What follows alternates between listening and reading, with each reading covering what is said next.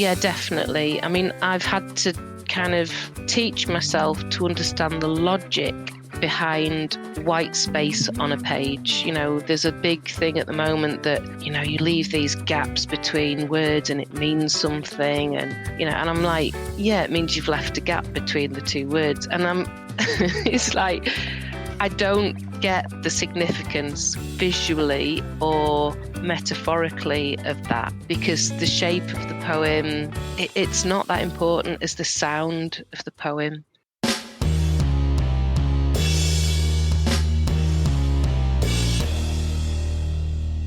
Join the Discovering Your Mind Facebook group and enjoy discussions, ask questions, and participate in the podcast in fun and unique ways.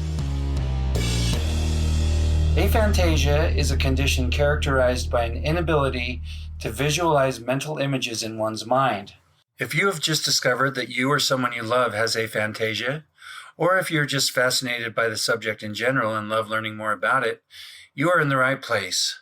The Discovering Your Mind podcast delves into all aspects of the mind's eye, including aphantasia, hyperphantasia, and everything in between.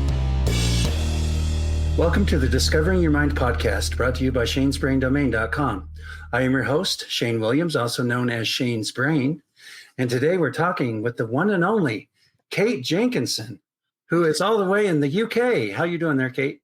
Hey, I'm doing fine, Shane. Thanks for asking. Thanks for asking me on the event, the podcast today. You are welcome. It's great to have you, and I love your accent. Oh, thank you. I can't change it. All right, very cool. Well, let's start out just by you telling us a little bit what you do for a living. So, for the last 8 years, I've owned my own business called Next Step HR. And within that business, I'm both an executive coach. So I coach people on the leadership skills and career coaching. And then I'm also a performance poet. And most recently, in the last probably 3 years, I've started to combine the two things together. So I do talks, keynote speeches about neurodiversity and poetry and the workplace, which is a very strange combination of things. But believe me, they do go together. Yeah, how is that received? Poetry in the business world, that's not something you really think about a whole lot. How is that received by the people you're talking to about that? That's a great question. You know, I don't know if you know the phrase, it's a bit Marmite, you either like it or you hate it. It really does polarize people's opinions. So those people who are secret poets who kind of love poetry go, oh, that's really cool, what an interesting idea, although they don't often see it in the workplace. And those that are just against it go, no, I hate poetry, I'd never see the two being anywhere near each other. So it definitely polarizes opinion. All right. What about other stuff, other hobbies or other interests you have? I'm an active badminton player, captain of our C team. Obviously not a brilliant badminton player. So I do it for the social, I do it for the exercise. I love networking and meeting new people. I've already said I'm a performance poet, but I love everything to do with the spoken word poetry scene. And I run my open mic for poets online. It's a wholly accessible event. So I'm probably a little bit obsessed with poetry, if I'm honest. Right. So is badminton pretty popular there in the UK? No, not really. I seem to have these kind of, marginalized interests. Badminton's, I would say it's a brilliant sport because you can play it mixed teams and you can play at any age and any level, but it's not that popular, sadly. Yeah, I just asked because where I live here, pickleball is a huge thing. Oh my goodness, tell me about it. Everybody's playing pickleball over here. We're losing our badminton players. They're like going off. I'm not saying we're losing them. If you love badminton, you love it, but they're also playing pickleball as well. So yeah, right. I have never tried that yet. Yeah, me neither. Can you tell me your story about how you found out about aphantasia, when that was, and how it happened and how it's affected your life? Yeah, so it kind of came up when I was having some mentoring to improve my poetry. So I had decided that I wanted to really get better at something I really enjoyed doing. I was having some coaching by somebody who's a published poet, and they said to me, it'd be really good to improve and increase the number of images that you put in your poetry. And I went, oh, okay. And I thought, yeah, I know it's just all a metaphor. So I went away and I wasn't really very interested in doing this. I think I came up with 3 images. And I went back to her and I said, here, and she said, oh yeah, they're really good. And I said, what's the point of this? And it's like, why do I need to increase the number of what I thought were metaphors? And she said, so people can make visual images and can really connect with your poetry. And I was curious about what she meant, because I thought, I'm missing something. I don't quite know what I'm missing. And I guess I was on social media and the Imagining Apple thing came up. And suddenly the penny dropped and I went, oh, people can actually see stuff in their mind's eye when they're reading poetry. And this just was mind-blowing to me, because I wanted to write a poetry book that had pictures in it, because I thought, why do people just provide words on a page? Why don't they provide some images for people to kind of bounce off, And suddenly I realized that I was in the minority, that I couldn't make images in my mind's eye, and that what I was actually being asked to do was write my poetry so that other people could connect with it more than I did. And I thought, why would I want to put more images into it? Because it's doing nothing for me. And I thought, actually, because I'm a little bit of a maverick, I thought, what are other people doing? And as I read the poetry that, others were writing, it's so full of images. And I was thinking, oh, now I get why their poetry doesn't work for me, because there's not much sound in there. There's not much rhythm and rhyme. And I love that stuff. Anything that's kind of sound oriented. And I suddenly realized, I was having this coaching, that, I wasn't your classical page poet who put loads of imagery in and made images in my mind's eye. I was more your spoken word poet who likes to perform to a live audience and get a reaction. And so it was literally through poetry that I became aware that my brain worked very differently. Okay. About how long ago was that? That was only 4 years ago. Okay. So quite a significant chunk of my life, well, basically my whole working life, I've been blissfully unaware. And I worked as a coach and a trainer. And, I would say to people about visualizing stuff. And I literally thought it was just a metaphor, that you were just, I don't know. I don't actually know. In hindsight, now I know what I know. I don't actually know what I thought people were doing. Yeah, I talk about words a lot because there's such a hang up, because we all use the same words and we just think they mean what they mean to us. We apply that to everybody. Yeah. Where in reality, the words mean something different to everybody, because everybody's internal experience is different. And this is what I love about coaching and poetry. That's the overlap, Shane. It's like, I often say to people, I'll hear them use a word, and because it doesn't create any images in my mind's eye, I think I'm a better coach for that reason, because I'm very open to saying, what does that mean to you? Because it doesn't mean anything to me. It's just a word until they give me whatever the image is in their head, if they can make images. So what does that word mean to you? And they'll come up with all sorts of things.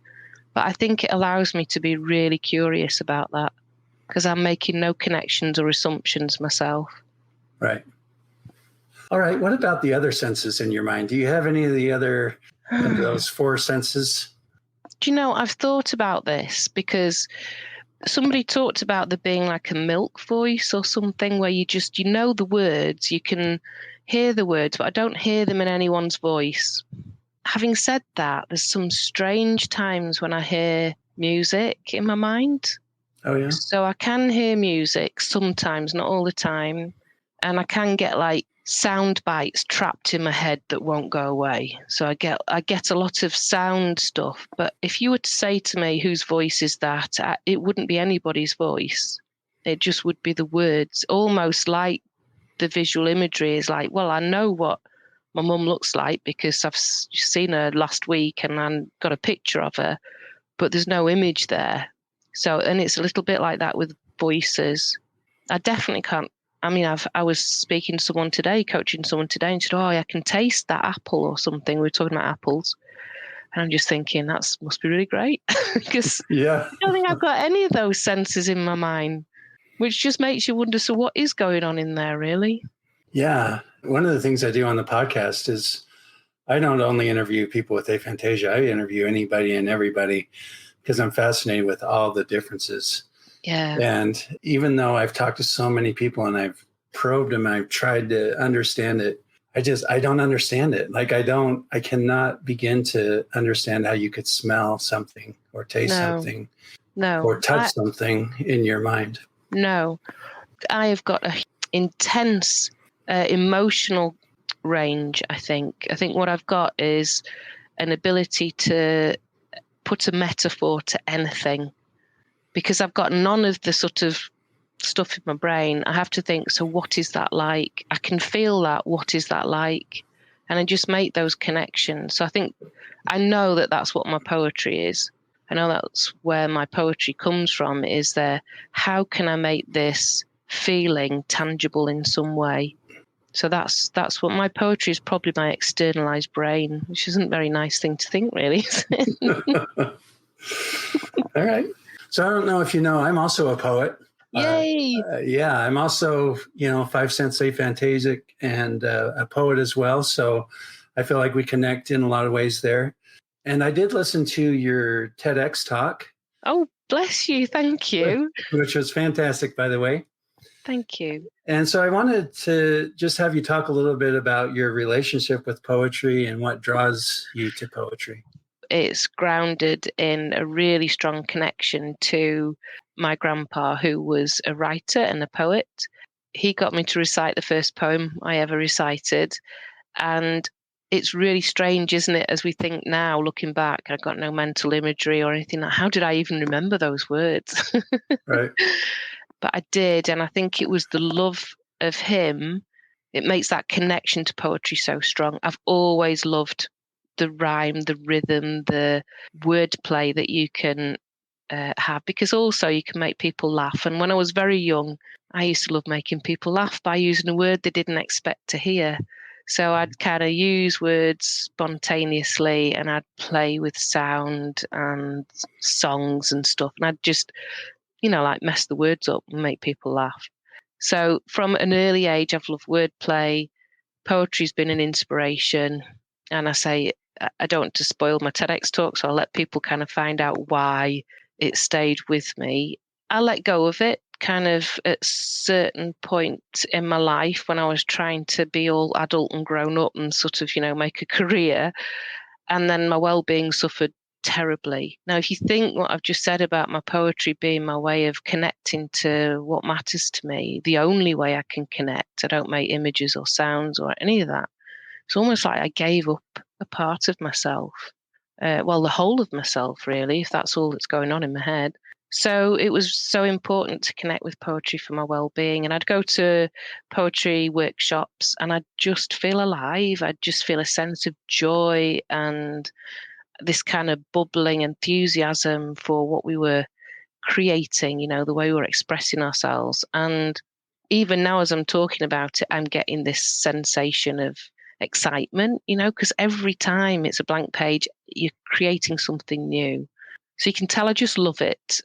I love the ability to write it. I love listening to other people's poetry. Yeah, any type of kind of spoken word. So just the whole discipline, practice of poetry and writing it is just amazing.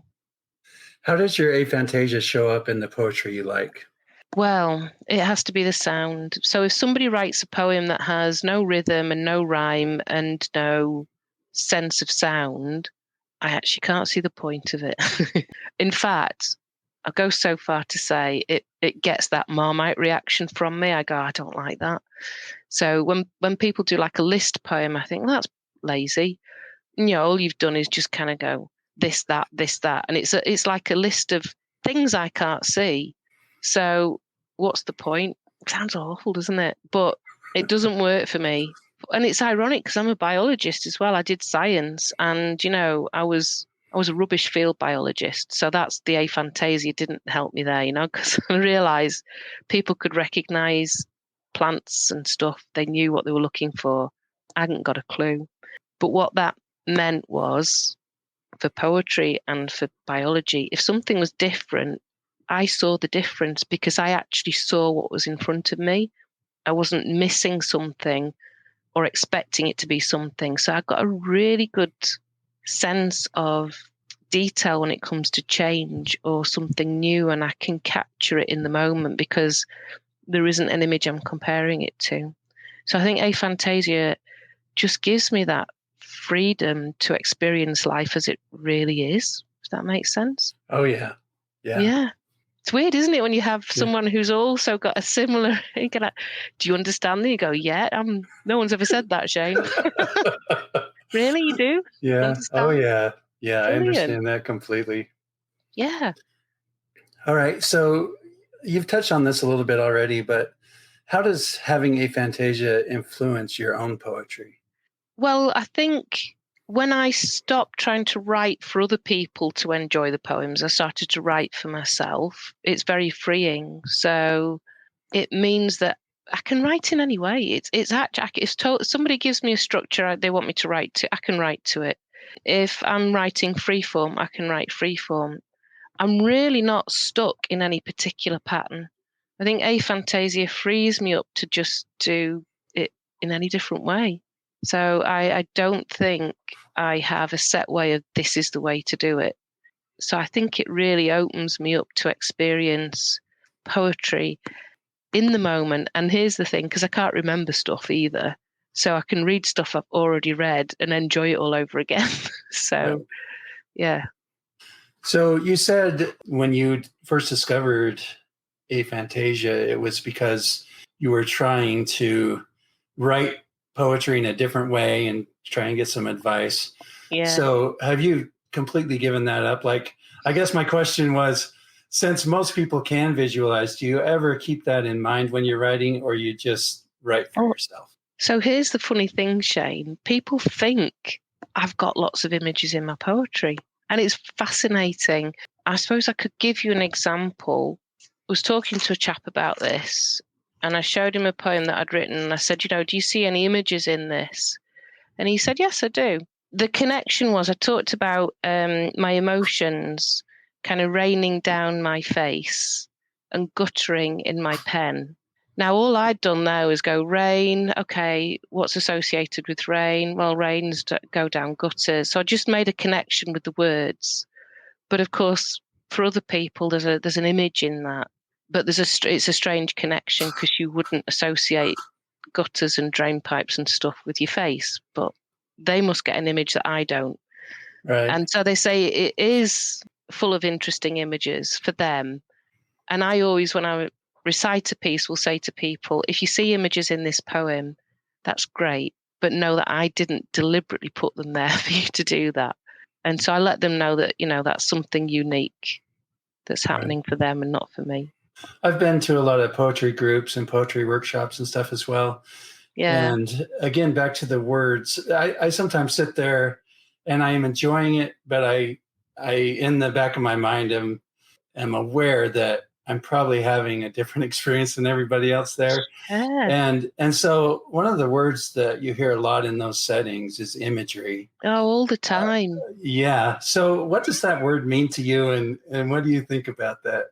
What it means to me now, well, I mean, it didn't really used to mean a lot before, and I couldn't understand why it didn't mean a lot. I mean, I knew what it meant. I knew that if somebody was talking about a rose, that people were thinking about a rose, didn't realize they were imagining it in their heads. Now that I know that I can't do it, I just get a bit bored of people saying it all the time. And I become quite challenging in those groups, and I go, there are other ways to imagine the world that we live in. And I have become an advocate for explaining about aphantasia. I've taken it on myself to create webinars and information for, say, coaches and other poets. I talk to other poets and tell them, not everybody can make an image in their mind's eye. So I must be a bit annoying, actually, thinking about it. Well, me too. I do the same thing. You can't help it, can you? It's important, I think. I do too. Yeah. I think it's really important. I think the more people know about it, the better everything's going to be for everybody. I really do. Yeah. No, I agree. So I also listened to another podcast you recently did. You talked about a friend of yours, poet friend of yours that has hyperphantasia. Can you talk a little bit about that relationship that you have? Yeah, so she and I were doing an online course with the same poet that had been mentoring me because I love this poet's workshops. And so I'd just become aware that I was aphantasic, and I must have been talking about it in this workshop. And this other poet, she had poetry that was alive with images. Now that's different than just having flat images. Hers just seemed to kind of, have a lot of movement in them, if that makes sense. I mean, obviously I couldn't see them, but I sensed the movement with her images. And she was interested because I used to say, I'll write a poem and then I'll never edit it. It's written for the moment. If I edit it, it's a different poem. I'm not doing that. And she's somebody who loves to edit her poetry. So she said, I've got to speak to this other poet. So she suggested we start to kind of work together by looking at each other's poems. I think she's just trying to get me into editing. And it was really interesting because then the poems that she was writing, she would say to me, does this do anything for you, Kate? And I said, I think what you've just done there is take all the images in your head and put them onto the pages. I don't think there's any meaning to that poem, is there? And she'd go, no, actually, there isn't. And I'd be like, I see what you've done. And it's like, she would do a sort of meaning check with me, and I would do how is this poem affecting your mental imagery check with her to see that it was congruent. So we'd both do that sort of check with each other to see how each other was experiencing our poetry. And it was brilliant. I loved it. And we're still very close now, and we still kind of support each other at events. She just did a feature for my poetry book launch. She was one of my feature poets, and she did a feature set. So I'm very proud of her because that is a big step for her to have made. So we're very, very close. And it was amazing and it still is amazing to read her poetry and think that this is what's going on in her mind. It's just incredible. Okay, you mentioned your book launch there. You want to talk a little bit about your new poetry book? So this is the culmination of a lot of years kind of writing poetry and not necessarily sharing it, and then sharing it in the last sort of 6 years on open mics and that kind of thing.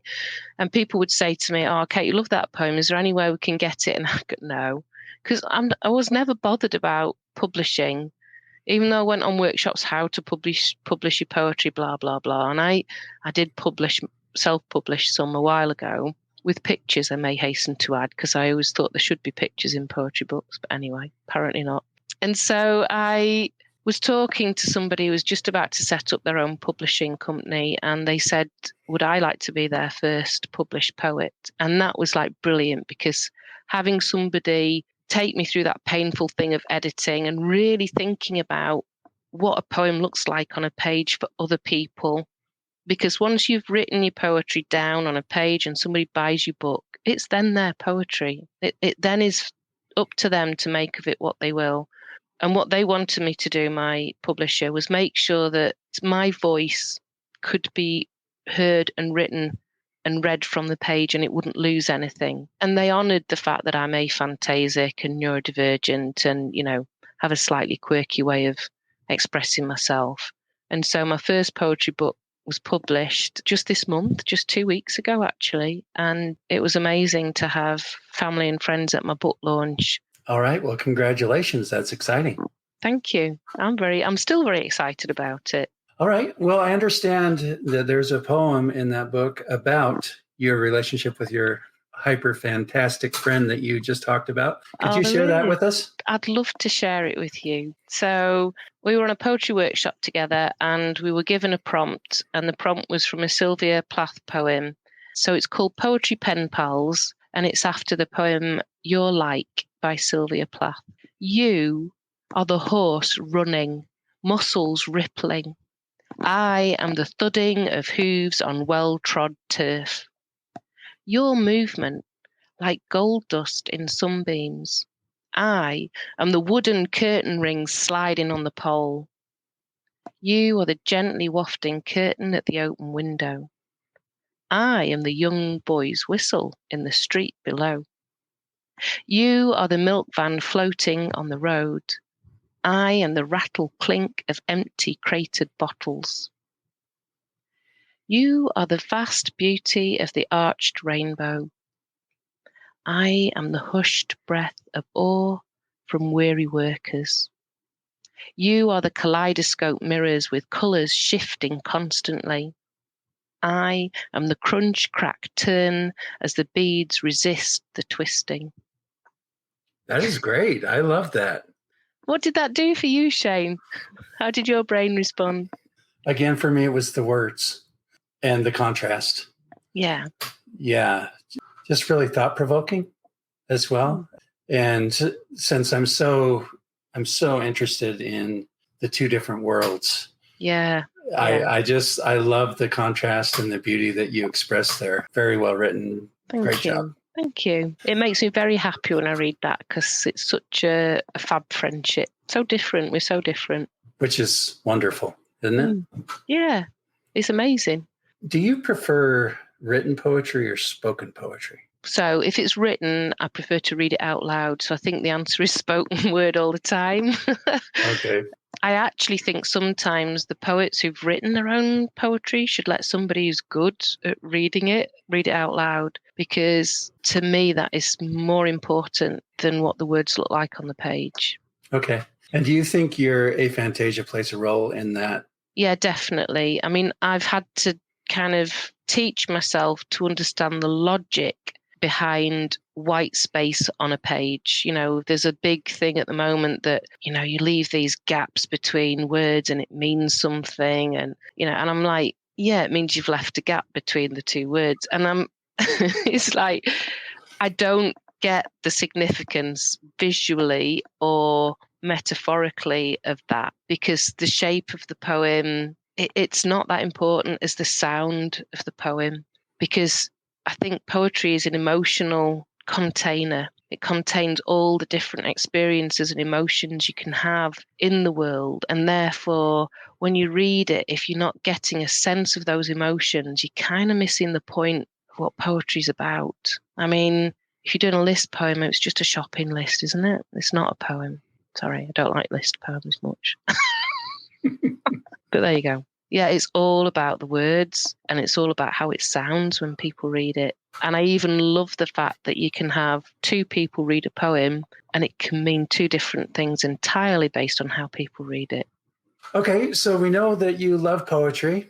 Yeah, it's a bit too much, that, wasn't it? Oh, not for me at all. I'm enjoying it. That's why I asked you so many questions about it. Okay. But what about novels? Do you like reading novels? Oh, my word. I don't think I've read a novel since I was a child. And when I did read them, they had to have a lot of action in them. In fact, I used to read boys' adventure novels because there wasn't enough action in any of the other stuff I was reading. Or they have to be based on historical fact. Or they're not novels at all. They're actually science books. Or business books. I don't read a lot of novels.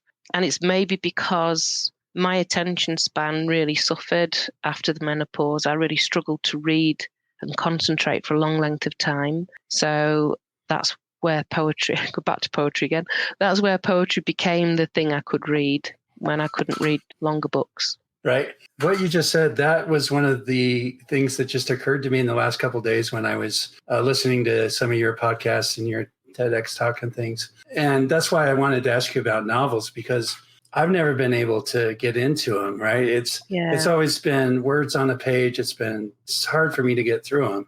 Yeah. But then I started thinking about, well, why have I always been drawn to poetry? Because again, since I was a kid, poetry has just always lit me up. Yeah. And so I made that connection that you just said, is it's part of its attention span, right? Because poetry, one of the things I like about them is they're fairly short. Yeah. Right. I like the shorter ones, the better, to be honest. Right. So that was just a little light bulb that went on. It was like, because I've always just said, oh, it's because I have aphantasia. It's words on a page and I can't get into it. But that was an extra little thing that I realized. It's also just the length of it that helps me. Yeah. And I'm self-diagnosed ADHD, so I get distracted easily from stuff. Like I say, post-menopause, that got worse. And yeah, I just can't stick with something. If I get bored, I don't have enough time or energy to stay with something that isn't connecting with me in some way. Share the gift of laughter with your children and grandchildren with books full of funny poetry and silly stories by Shane D. Williams, available on shanesbraindomain.com. Let's shift a little bit and talk about some of the coaching stuff. Yeah. I listened to your interview on Coaching and Leadership podcast. The interviewer there talked about how she's hyper fantastic and obviously much involved in coaching. And I was impressed with her in the fact that she learned about this and she incorporated it and didn't fight it, right? Didn't dismiss it, which sometimes happens. So in the world of coaching, can you talk about that? Have you run up against people that resist the idea that that's a real thing? Not in the world of coaching necessarily, but in the world of therapy where people are using hypnotherapy, they struggle with the idea that I can't visualize the things they want me to visualize to kind of go into a deep meditative state or whatever, because I don't know if I resist them because I can't visualize when, of course, I can imagine some steps, but I get bored. My ADHD then takes me off somewhere else. So coaches are very open to their client having their own experience. And what was interesting is I did that podcast after I'd done not a webinar because it was in a room, it was face to face. I'd done a session, I suppose, a training session on the imagination spectrum. And I'd had people sit in groups and talk about what they imagined and how they imagined. And I gave them some of the content from the Aphantasia network and other places for them to kind of look at and think about. And honestly, that was the best part of the session. They were so absorbed with talking about the different ways that they experienced the world that I was invited onto this podcast to talk about aphantasia and the imagination spectrum. And any coach that I talk to, I bring this up because I think we should be contracting with our clients to understand what their imagination experience is. So are they aphantasic, phantasic, or hyperphantasic? And how does that come over in the way that they learn and develop and achieve the goals that they want to in life? And so I guess I'm a little bit on a soapbox to try and get more people to talk about it, particularly in the helping professions like coaching or training. So yeah, she was very open to it and she was very kind to invite me onto a podcast to talk about it as well. Okay.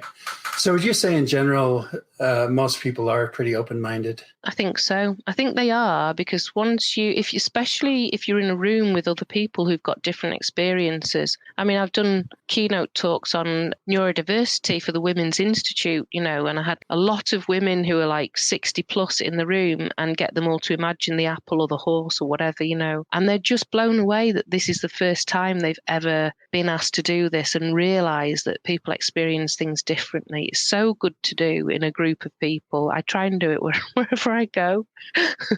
and I think people are very open-minded about it. If they weren't, maybe they wouldn't tell me, I don't know. But I think the language for neurodiversity is starting to be more commonly used as well on social media.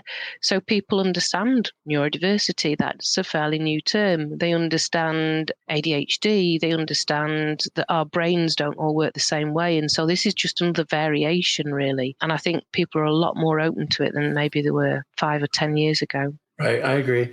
I've done a workshop or two about aphantasia as well. And I think in that setting, it really helps because you can go through all the things, right? And say, raise your hand if you're this. And you can sit in the room and just realize how everybody is so different. Yeah. And it's hard to argue with it in a setting like that, right? Because it's just... Yeah, it just proves itself, doesn't it? It just shows itself. And I think the amazing thing is that people do it and then they go, my goodness, I'm surprised we've never had this conversation before, because they've become coaches and they're supervising other coaches and they're learning about this for the first time. So there's a lot of catch up to happen.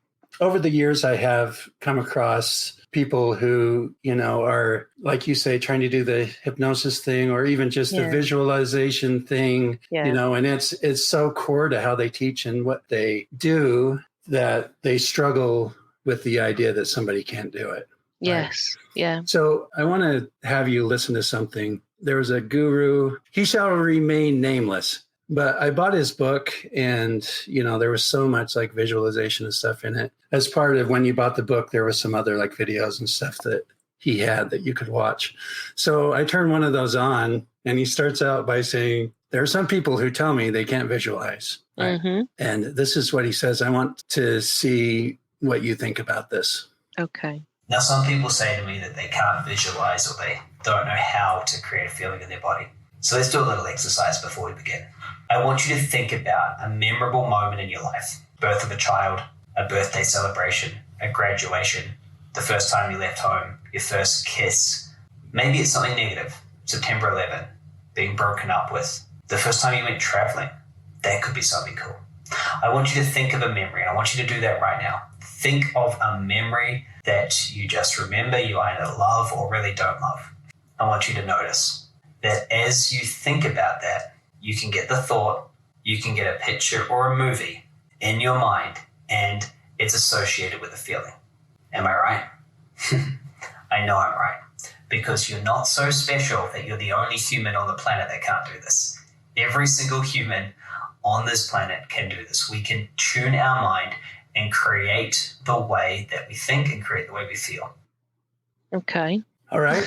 What do you think about that? Just give me your thoughts. So I'm a little bit overwhelmed with the think of you first this, think of you first that. Talk about multiple questions, first of all. Just give me one thing to think about, because my brain isn't filled with images. It's filled with words at the moment of, well, what am I going to choose? Just it being my first experience doesn't make it my most memorable experience. So first of all, he's assuming that having a first experience is memorable. And I'm going, okay, what are my most memorable experiences? And they're my most recent ones, because I've had them most recently. So I think it's quite short-sighted of him to think that, because this is the thing, people with aphantasia, we don't have this kind of, we don't have flashbacks, we don't have a PTSD kind of response. So when something's been significant to us, we can forget about it really easily, sadly. That's very sad. So I don't actually, from what he just did, nothing came to mind.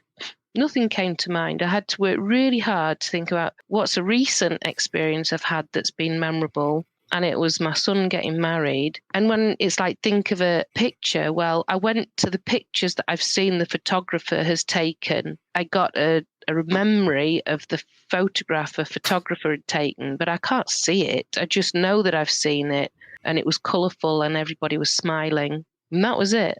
And I don't think I'm special in any way. I think that's a real confrontational way to say, if you think you're special. I never thought I was different. I thought everybody had this response, but it explains so many things that I struggle with in the modern world. But it also explains so many things that when people say to me, oh, you're a breath of fresh air. How can you be so resilient? Well, it's because I don't have any of this stuff that is holding you back. I'm not shackled to images and that's positive and it's negative. If it's something I want to remember, it's really negative. If it's something I don't want to remember, it's really positive.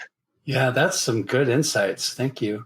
The part that always gets me is I know I'm right. Like it's just so close-minded and thinking he just knows. Yeah. Even though the only mind he's ever been in is his own. Yeah. He's so sure about mine somehow. Yeah. Right? And yeah, that you're not so special. It just irritates me.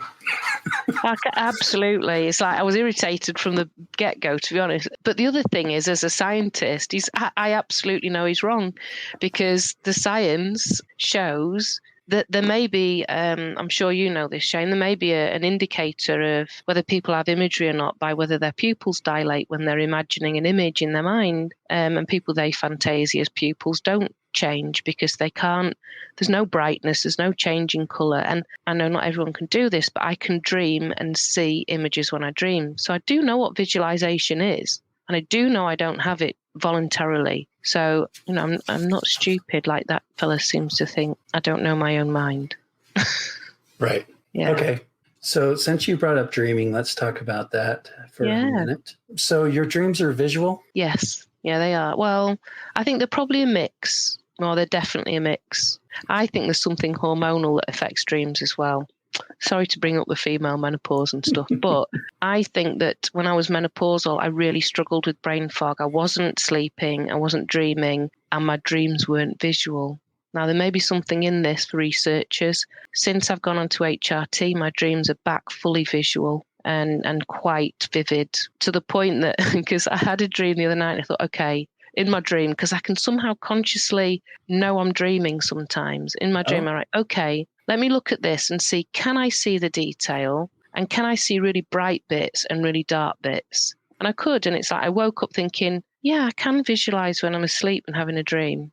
So I was able to wake up and know that. I can't remember what I visualized, of course. I don't know what it was. I just know it's really clear. All right. Back to your TEDx talk real quick. I've also done some, performance things. I've done stand-up comedy and I've done presentations and things. And one of the things I struggle with is memorizing. Oh my goodness. What is your process for memorizing, say, that TED talk? So just repetition so that it goes into your long-term memory somehow. I also color-coded my TEDx talk. That didn't really help. It was just constant repetition. But even on the day that I did my TEDx talk, there was a section that I really couldn't get stuck in my head. And the order of it, I couldn't get the order of it right either. So I used an acronym to help me remember the first letter of the sentences of, I think it was 6 sentences, I couldn't remember. And it was easy because the sentences began with P-I-S-S-E-R. So I could remember that word. And it's really funny because I know that I'm on stage at the point that I'm doing that talk going P, I, S. So I was very proud of myself doing that. You should be. Yeah. Acronyms all the time. That's what helps me remember stuff. Okay. Have you ever drawn a blank while you're on stage? Yes. So I do performance poetry slams where it's competitive poetry and you have to do the poem within a 3-minute time limit. And you can't stop and go, let me just check my notes and I'll kind of get that. You have to keep going. So, yeah, you just make it up as you go along. Okay. You just improvise. I did 2 years, I did 2 years of improv and 1 year of stand-up comedy. So I just got used to making it up as I stood in front of people, really. Yeah. Okay. All right. Can you think of nothing? Oh, God. No. I think it's there's a paradox to that because clearly my brain has got nothing in it, but I can't think of nothing. Explain that. Okay. Is it easy for you to stay in the present moment? It can be, but I have to do that when I'm coaching, but the way that I do that is by writing. So I listen to what people say and I write down the words they say. So that's how I stay present in the moment with my coaching clients. But my mind's always wandering, so it's always making connections. So I've got to anchor it somehow, and I anchor it externally by writing words on a page. I think that's why I'm a writer. Okay. Let's talk a little bit more about the mind audio. You said that sometimes you can hear music. Yeah, it's very strange that. Would you say on a scale from 1 to 10, how much is that like actual hearing? When it happens, it feels 10.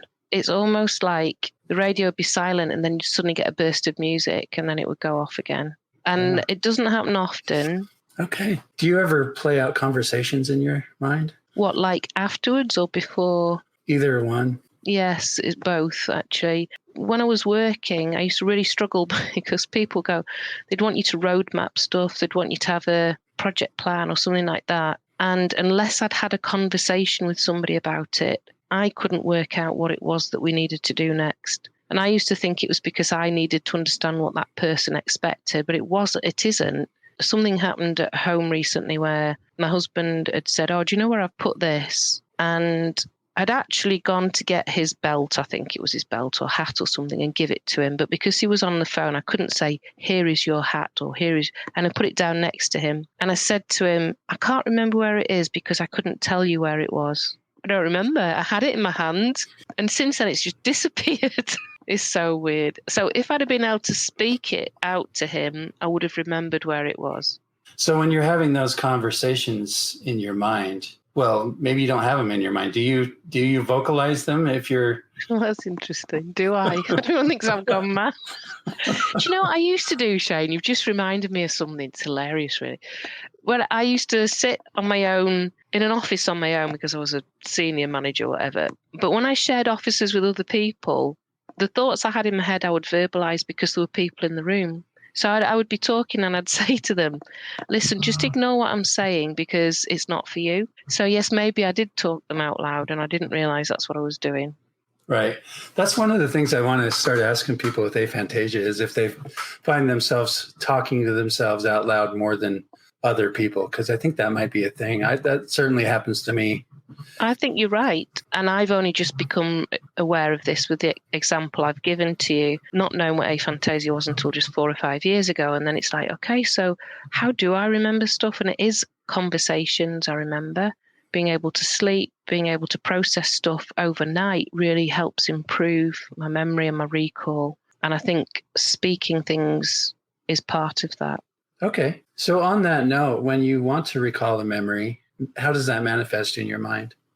So what usually happens is somebody will say something to me and I'll go, oh, I've got a poem for that because my memories are my poems. Okay. You know, like people say, oh, I've got an app for that.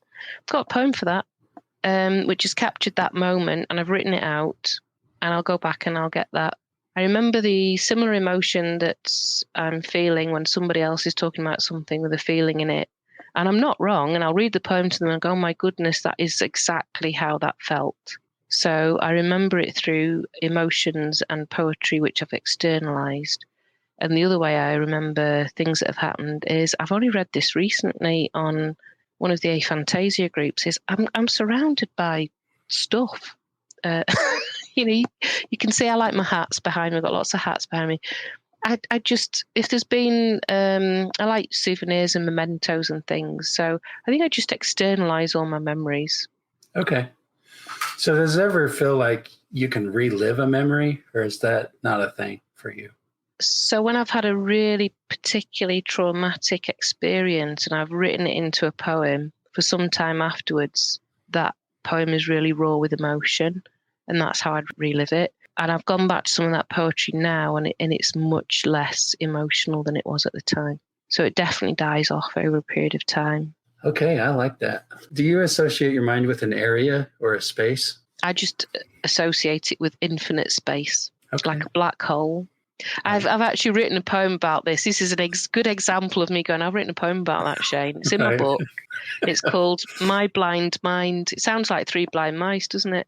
I want to hear it. I bet you do. So now I've said it now, better find it. My blind mind. My blind mind. A black hole, not yet mapped or photographed. It has space, infinite space, unboundaried space to roam voraciously. It plays with metaphor and meaning. It pounces on rhyme and feelings. Emotions flood this space, rain down my face, guttering into my pen. Words weep from the point, puddle on the page, drowning out your voice, making my mind, that invisible, lonely bleakness, known. All right. I love it. So apparently there's an image in that somewhere, but I don't know. I didn't see it. Yeah, I didn't see the image either, but I connected with it. I felt it. Did you feel it? Yeah. That's the thing. Yeah. Did you do well in school or did you struggle? Do you know what? I did well in school and I worked incredibly hard. What I used to do is exactly what I've said before. So if I'd written it and it gone through my body through a pen and I've seen it on a page, I'm more likely to remember stuff. So I worked really, really hard. And as a result of that, I did well at school. Who do you think needs to understand aphantasia the most? Anybody who's in any form of education or the medical profession that involves any kind of mental health, those two areas, because, just like the fellow we heard said, I know that's not possible. Maybe more people in those settings for which that could be a really damaging thing to know and actually not really know about aphantasia. So I think it's really important in education and in medicine. I agree. Do you have any ideas on how we or anyone can help spread the word in those areas? I mean, like you and I have both done workshops. I'm willing to talk about this anywhere and with anybody who's interested. It is a passion to kind of share the experience of us having different ways of imagining or thinking about the world around us. So just doing what we're doing now, I think, is hopefully helping. Are there any downsides to having aphantasia that you can identify? Yeah. I think that people don't realise, for me having aphantasia, again, I'm sure other people may or may not have this experience, but when I realised that others were able to picture and imagine loved ones frequently, I know I can't do that. And I'm really sad that I have no memory other than one picture of my grandpa and the TEDx talk that I talk about, which is kind of the legacy I wanted to leave him. I've got no way of connecting with people that I love when they're not here. So I even go so far as to say, and I wrote this into a poem, when somebody isn't with me, in my mind, they've died, they've gone. There is no way of me connecting with them other than the love that I feel for them. But love is grief. And if you can't see that person and you can't imagine their voice, even if they're not in the room, then you're grieving them all the time, if that makes sense. So I think that's the negative for me of aphantasia. And when my daughter realised that that's how it was for me, that's when she got me into Snapchat. And she sends me a picture of herself nearly every day. Oh. And it's just beautiful because she's beautiful. And I just love to see her smile because I want to be able to imagine the people who are close to me, and I can't do it in my mind. So I want it where I can see it daily. You find ways around it, don't you? You find ways around the hard stuff. And I think that's the thing. Go back to the positives of aphantasia. I think we're problem solvers. I think we have more difficulty navigating the world for visualizers. So we find our own way to do it. Awesome. All right. On the flip side, what are some of the upsides to having aphantasia? I think it makes us more creative. I think it helps us to be more resilient as well, as in, I can't imagine what it must be like if you've had a really negative experience and you can only keep imagining in vivid detail that experience. I don't have that. I don't know. I think I'm just more present in the moment, more willing to experience it. Okay, last question. Okay. If you could wave a magic wand and get rid of your aphantasia, would you do it? No, I wouldn't. I know that there was a science article that said it might be possible to kind of give you your mind's eye back. And I'm like, yeah, but I'd want to switch it off. And they said, no, we can't switch it off. It's like, well, I don't want it then, thanks. No. And at this point, I know it's the last question, but I do just want to say one thing. When I was about 6 or 7 years old, I can remember saying to my sister, do you have in your mind a kind of, like when the television isn't quite tuned in and it's kind of fuzzy lines like that? I asked her, can you see that in your mind? And she said yes. So I think at some point, she and I were able to visualize a little bit, and then it got switched off. I think there's still so much more to learn about when aphantasia starts or how it happens or how it affects everyone. And because we both agreed, yes, no, that was happening, and then we had no mind's eye after that, we both thought we were normal and everyone else had the same way of imagining that we did. Yeah, that is interesting. How old were you when that conversation happened? You said 6, 5 or 6? I think I was about maybe 7 or 8 or something like that. And, there were a few traumatic experiences when we were younger. I'll not say what they are, but, maybe they could have been something that accounted for that kind of switching off. I don't know. I mean, this isn't, this is like if you had a scale of 1 to 10, this is probably 1. just this kind of like interference lines and stuff. Right. And that was it. Yeah, that's interesting. All right, Kate, that is pretty much it. Is there anything else you'd like to say or talk about before we sign off?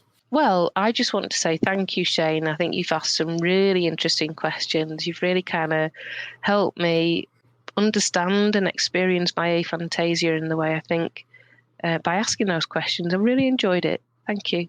So did I. You were a great interview, lots of very interesting insights.